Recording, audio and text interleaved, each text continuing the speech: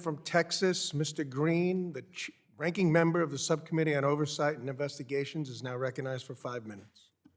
I thank you, Mr. Chairman. I thank the witnesses for appearing as well. And I am concerned.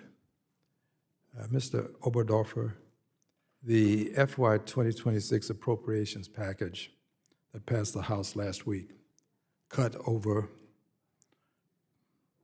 overall public housing funding by nearly $500 million compared to 2025, including a nearly 15% cut to the Public Housing Operating Fund that allows PHAs to administer the program.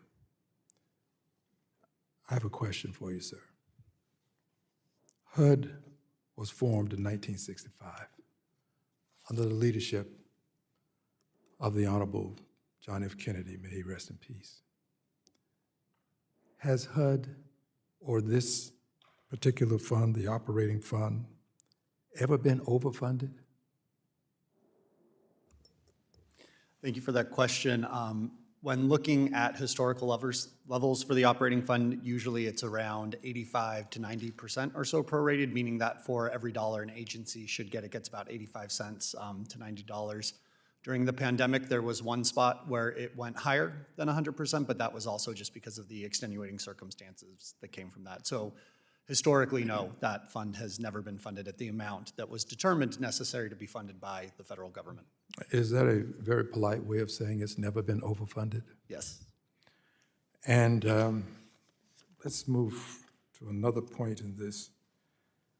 How has the lack of funding impacted the agency's ability to provide services and maintain properties? It's a great question, and I think I always think about it this way when I'm talking to folks about the challenges that come from the funding levels that have been seen by the public housing, both operating and capital fund. One, if you think about having an issue to your roof where you know you need to go in and fix that, but you don't have all of the money necessary to go in and do that, you can put a temporary fix on it to have it solved. That costs less, but we know it doesn't make the issue go away. In years' time, that's only going to increase the amount of costs to fix that issue. And I think we've seen that happen a lot at agencies who are working very hard to make sure those units are as safe as possible for their residents, but have to deal with the difficult reality that they are receiving 85 cents to every dollar that was determined by the federal government to help them with the day-to-day maintenance of those programs. And then with capital fund needs for larger modernization projects, we've seen the highest amount of funding for that at $3.2 billion, but there was a report that came out all the way back in 2010 that identified PHAs needed at least $3.4 billion per year to maintain all of their capital needs. 2010 dollars are very different from 2026 dollars, and even though we have seen the number of units decline in the public housing program, we've never seen those costs keep pace. So again, we're putting temporary fixes on things to make sure those units are safe, but adequate and full funding is necessary to make sure that agencies are able to adequately maintain those properties so that we don't run into additional issues down the line. Let's move to the housing choice vouchers. I have just a little time left, and you're familiar with this program, aren't you?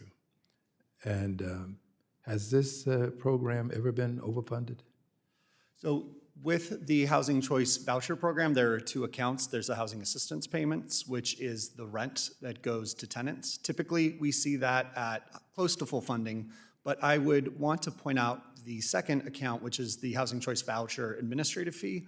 That's the funding that agencies use to help folks get leased up, to help them manage their programs, make sure they're in compliance, make sure proper oversight is done.